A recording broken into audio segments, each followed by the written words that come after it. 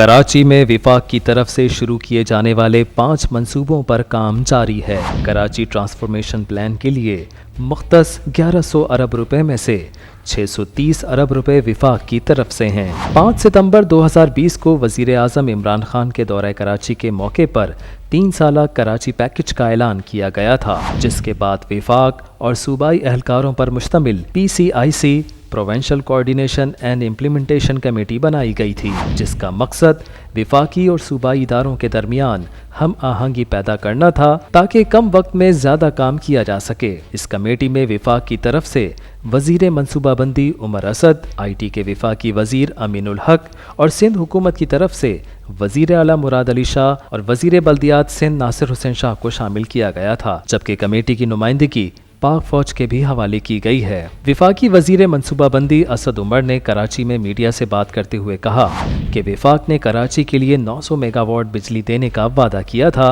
लेकिन अब 1100 मेगावाट बिजली फराहम की जाएगी। कराची पैकेज के हवाले से उन्होंने बताया कि विफाक के 5 प्रोजेक्ट पर काम शुरू कर दिया गया है। कुल 1100 अरब रुपए में से 630 अरब रुपए विफाक की तरफ से हैं, जिसमें से K4 वाटर सप्लाई प्रोजेक्ट मंसूबे पर वापडा काम कर रहा है। बस रैपिड ट्रांजिट के तहत ग्रीन लाइन मंसूबे पर भी तेजी से पेशरफ्त जारी है। विफाकी हुकूमत की पूरी कोशिश है कि ग्रीन लाइन रवां साल अगस्त से शुरू हो जाए। कराची के 3 नालों महमूदाबाद नाला, गुजर नाला और औरंगी नाले से तजावुजात का खात्मा तेजी से किया जा रहा है। कराची सर्कुलर रेलवे से मुतालिक पिछले 30 साल से बातें सुनते आ रहे थे। कराची सर्कुलर रेलवे की बहाली का काम जारी है। कराची पोर्ट से पिपरी तक मुतबादिल रेलवे ट्रैक भी बिछाया जाएगा।